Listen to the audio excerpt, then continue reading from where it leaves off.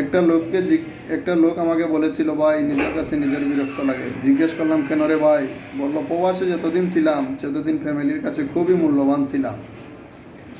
এখন প্রবাস থেকে চলে আসছি, একেবারে দেশে ব্যবসা বাণিজ্য করব। এখন ফ্যামিলির সবচেয়ে বড় বোঝা হয়ে গেলাম।